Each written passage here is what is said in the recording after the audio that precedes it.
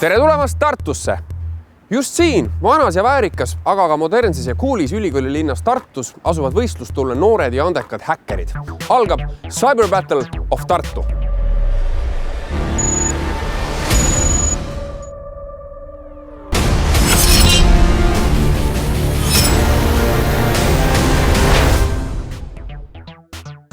Minu selja taga asuvas Tartu Ülikooli Delta Maja uues digitehnoloogia keskuses võtavad kohad sisse 7 meeskonda.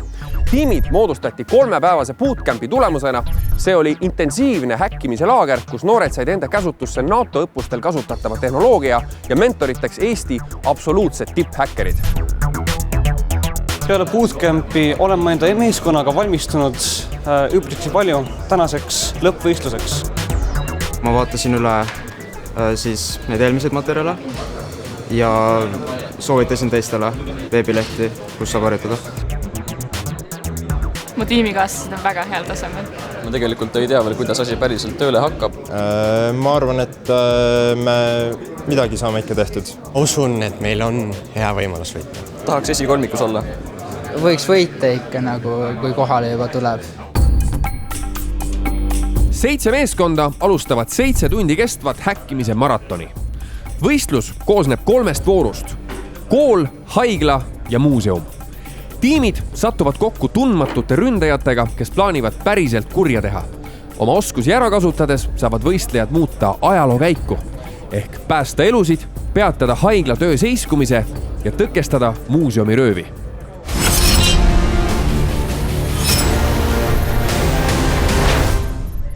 Kas kohal on Akslid, Devsek, Torpat X, 523. 3 on kohtuseadus. 3 on kohtuseadus. Maitsi number 5. Võimas number 5 on seal sektor 0.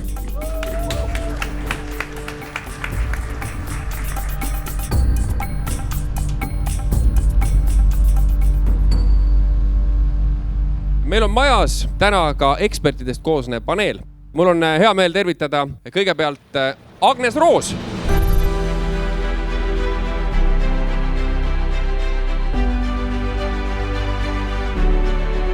Olge hea, tervitage suure aplausiga Clyde Mägi.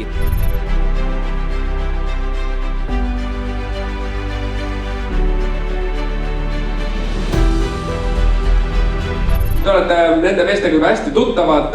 Rain Nõmsalu ja Dmitri Stoljanov.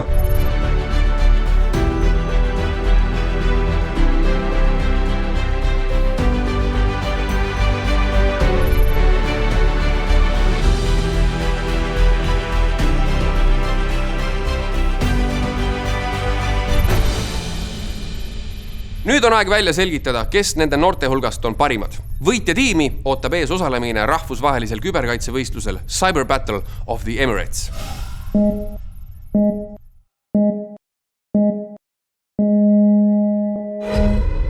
Competition starts. Hack the Grays.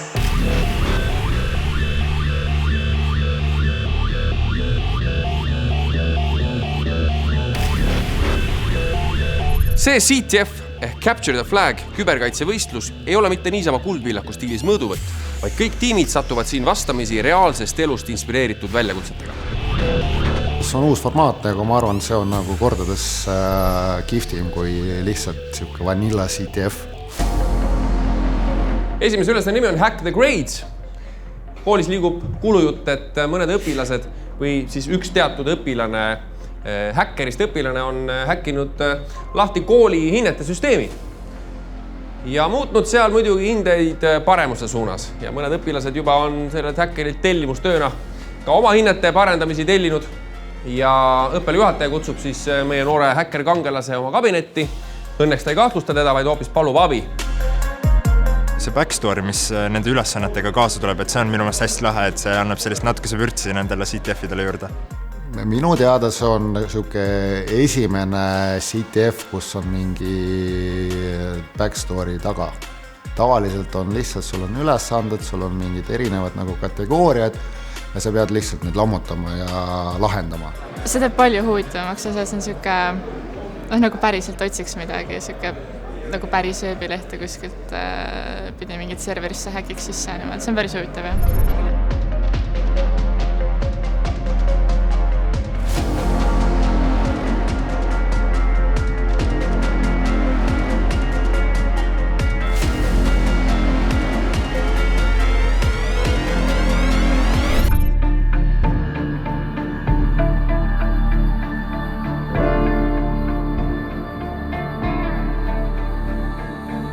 Mäng on alanud, kõik meeskonnad, kes meil siin on eri värvidega, on tegelikult nulli peal ja alguses on nagu see start aeglane olnud.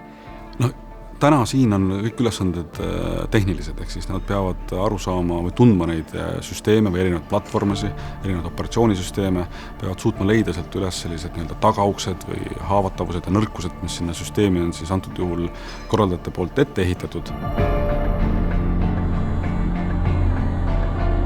Mis oli näha, nii kui ülesanded lahti läksid, siis tegelikult enamik tiime ei suhtlenud omavahel, vaid igaüks hakkas vaikselt nohistama oma ülesande kallal ja tundus, et igaüks püüdis nagu tõestada, kui kõva tema isiklikult on. Mitte, et kuidas me tiimiga selle asja nagu ära teeme. Jah, see aeg võib kiiresti ära sulada ja tõenäoliselt noored ei olegi harjunud sellist meeskonnatööd tegema, et isegi kui see tundub, et igaüks nokib oma ülesande kallal, siis sellega on see, et tegelikult peaksid neid ülesandeid jagama, arutama, kellele mis on sobivam. Meil veel hetkel ei ole strateegiat, aga me mõtleme kindlalt midagi välja.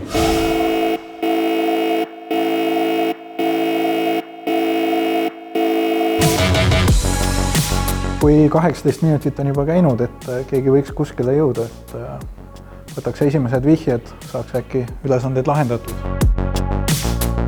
Meil on tiimistrateegia välja mõeldud. Ma teen Hack the Craze, ma teen hinti lahti meile. Usun, et nad kardavad need vihjed täna veel kasutada või hetkel selles varajases faasis veel kasutada, ja kindlasti nad kergelt ehmunud ka kogu selle asja peale, et võtab kindlasti aega, kuni need noored ennast käima saavad seal. Kuidas teil läheb see? Ei lähe. Sama kaugel ikka. Ja vaat, kuna omavahel väga veel ei suhelda ka, et siis ilmselt ei ole siin nagu niisugust ühist konsensust ka. Ja sellisel võistlusel tiimi koostöö on päris oluline, kuna kui sul on 6 inimest ja sa näiteks saaksid iga ühele anda enda ülesande, millele ta keskendub, siis me saaksime selle palju kiiremini ära tehtud, kui igaüks teeb sama ülesannet samal ajal. Mul tekib tunne, et mõned tiimid nad korraga lahendavad ühte ülesannet, et sul on mingi 5 inimest. Ja kõik on ühe kallal. Me just tegime niimoodi, et igaüks spetsialiseeruks teatud kindlale alale siin häkkimises ja võtame kõik ühe ülesande ja töötame selle korral koos, et kui midagi on vaja kellegi, siis me küsime temalt nõu ja tema annab meile selle informatsiooni, mida on vaja. Ma töötan sellega. Printworking, ma olen juba siin, siis ma pean tagasi minema siia, siis ma pean siit saama edasi. Ja see esimesed minutid ma täitsa mõtlesin, et see ei olekski nagu tiimitöö, et igaüks on tulnud individuaalsele võistlusele. Ja suhelge omavahel, see on oluline, sest ei oleks nii, et sul 5 inimest lahendavad ühte taski. Et kui sul paralleelselt mitu taski lahti, mõttekam jagada, kes mida lahendab, siis on nagu chance rohkem punkte saada ja kiiremini lahendada kõik need taskid. Koostöö võiks muidugi olla kiire ja sujuv, aga ma arvan, et mis ta kõige rohkem peaks olema, on see, et me saame hakkama ülesannete jagamisega ja sellega, et kui sa ei tea, siis midagi sa tead, kelle käest küsida.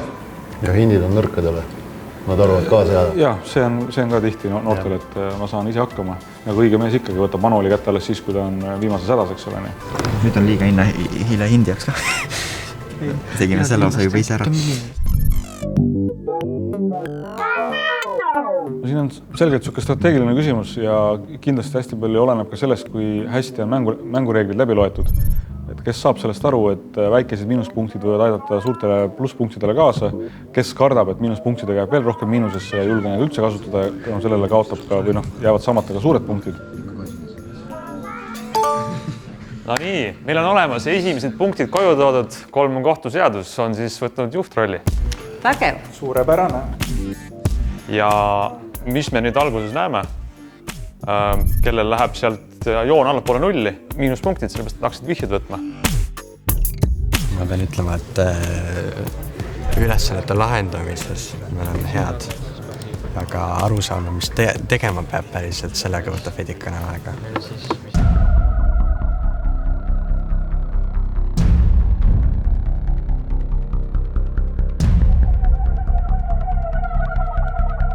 Ja kõik tiimid on nüüd hakanud pihta uue ülesandega Caught on Camera.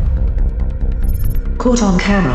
Caught on Camera on siis ülesanne, kus peavad leidma nõrkusi, nad peavad leidma ühe kausta, kus on siis administraatori kasutaja ligipääs. See on suhteliselt keeruline, me oleme juba pikalt lihtsalt ühe sama errori taga istunud. Aga samas ei ole ikkagi serveri ligipääs, me teeme täpselt sama asja kui nüüd siin. No vaatame välja see.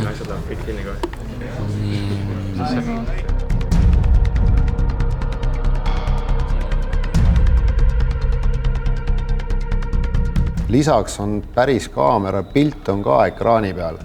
Ja kui sa vaatad ringi, siis tegelikult sa leiad selle pildi peal ühe QR-koodi, mis annab sulle hindi, et neid järgmiseid steppe teha selles ülesandes. Kasutame Caught on Camera peal ka hinti. Mille peal? Caught on Camera. Kasuta, senikaua kuni me selle ära lahendame, on kõik juures. Et selle ülesande iva on siis see, et kui nad leiavad selle kaamera pildi ja näevad seda turvaruumi salvestist, siis seal salvestises on näha sensitiivne informatsioon. Et see on siis, eesmärk on toonitada seda, et kindlasti ei tohiks oma paroole jätta kuskil avalikult kirjutatuna tahvli peale või kirjutatuna paberi peale oma arvutile. Sa kunagi ei tea, kes võib seda infot näha. Me oleme väga lähedal selle kaamera oma tegemisele. Me saime parooli kätte databaasist ja kõik sellega. Nüüd peab parooli ära kasutama ja me ei tea, kuidas, sest login on disabled. Oodake. Kellegi QR-koodi see on, mis QR-kood see on? Oota. Parooli üle, see on ära just. Nüüd on lihtsalt vaja seda QR-koodi eeldavasti skännida ja saab lipu, esimese lipu kätte. Me just lahendasime ära. Esimene koht tehtud. Esimesena teeb selle ülesande ära Mighty No. 5 ja edasi tulevad järgi DefSec, Torpat X, 523, Axlid. Iga meeskond sai ühe nõksu üles ja kõik tegelikult on ikkagi ühes grupis koos. Näib, et tiimid on täitsa tasavägisid oma vahel. Sinine, ehk siis Torpat X meeskond on vist kõige rohkem kulutanud erinevaid vihjeid, sellega saanud omajagu miinust ja tänu sellele ka võib-olla natuke teistest maas. Kus me flagi saame siit? DefSec on 0 hintidega praegu ja on esimesel kohal. Meie rifle koht nüüd olemas. Näe, decoded. Jah, me panime hashi enne, väga hästi. Põnemus kasvab. Roheline meeskond Mighty No. 5 tegi ära just teise ülesande ja see on ka Hack the Grades. Õpilaste liigal on uus liider Mighty No. 5, 10 punktiga möödas, 3 on kohtuseadusest. Aplaus! Ühe pisikese vihje kasutanud, strateegia tundub paigas oleda, enesekindlust nagu jagub. Joo, jess. Lõpuks käes, eks. Pärs. Oota, kas see on see? Jah. Võtta see tüik ees. Võtta tüik ees. Me arvame, et me saime ühe vastuse kätte. Me saime flagi kätte. 5-2-3 viimase koha meeskond on nüüd jõudnud teisele kohale. Vau! Väga hea tulemus. Aga samas, kui nüüd võrrelda ikkagi, et üks meeskond on lahendanud ära 2 ülesannet ja on esimesel kohal ja nemad on oma hulga vihjetele kulutatud punktide ja 3 lahendatud ülesandega teisel kohal, siis strateegiliselt jah, nad nii-öelda lahmivad päris korralikult ja nad on hästi aktiivsed, kuid see ei ole neile niisugust täitedu veel toonud.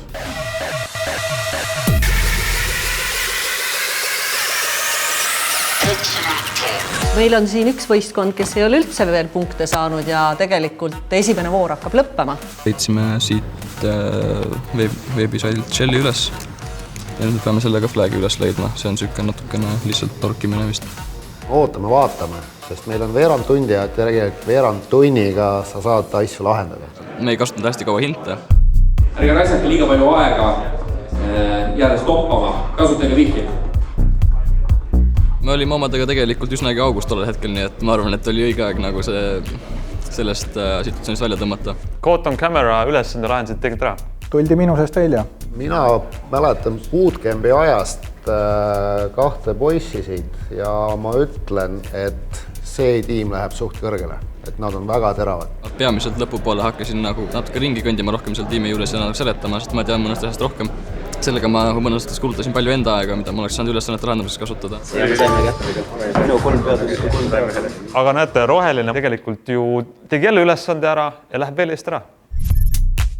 Vahed lähevad ikka järjest nagu suuremaks. Vaikselt joonistub jah see välja see nii-öelda edukamad ja tulemuslikumad versus teised. Attention. 10 minutes remaining. 10 minutit on järel. Pange kõik mängu. Ärge veljata kasutada vihje. Viimane ülesanne on Wiresharki fail. Ei, alumine. No more kids play.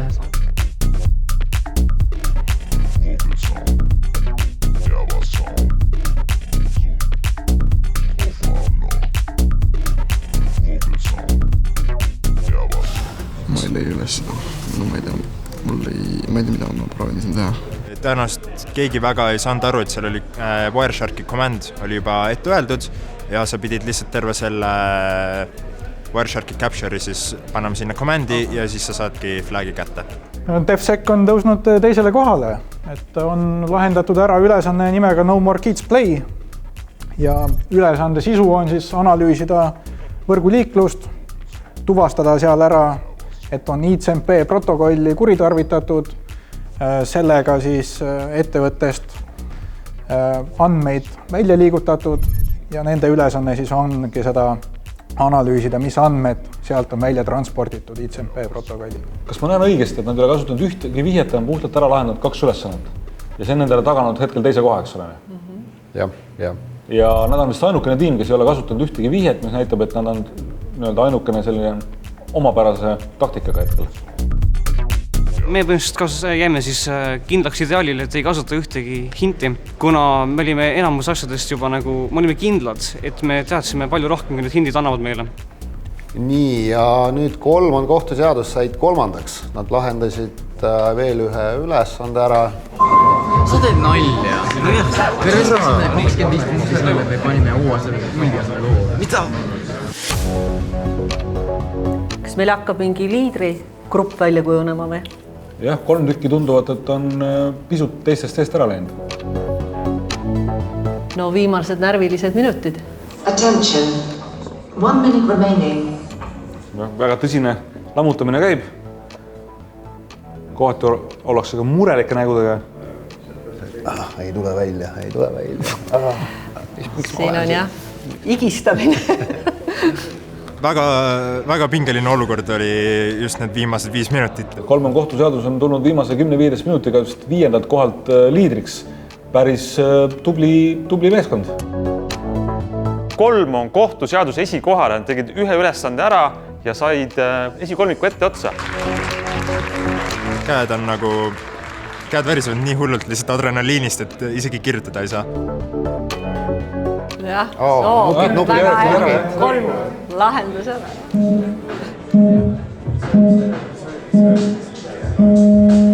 Esimene faas on läbi, ma arvan, et te olete kõik väärt ühte suurt aplausi. Ja minut enne esimese faasi lõppu Mighty number 5 võtsid hindi ja nad kukkusid 3. kohale. See oli küll riskantne käik, et... No me mõtlesime, et kui me oleme väga kinni rusarjal, et üldse ei liidu edasi, et siis võib kasutada, aga üldiselt me proovime nagu vältida seda. Jah, võib-olla päris viimastel sekunditel vihjet enam ei ole võtet mõtta, et kui tuleb, siis tuleb ja et peaks jah taktika olema selline, et viimase võib-olla 3 minuti jooksul ütleks, et ei ole mõtet enam vihjeid võtta, et antud juhul on päris korralikult maha mänginud vihjete võtmisega. Et jah, kui neid poleks kasutanud, siis me oleksime teine roht tõenäoliselt. Et takslid on meil siis viimased. Nad on kasutanud ära vist peaaegu kõik vihjed ja lahendanud ühe ülesanne.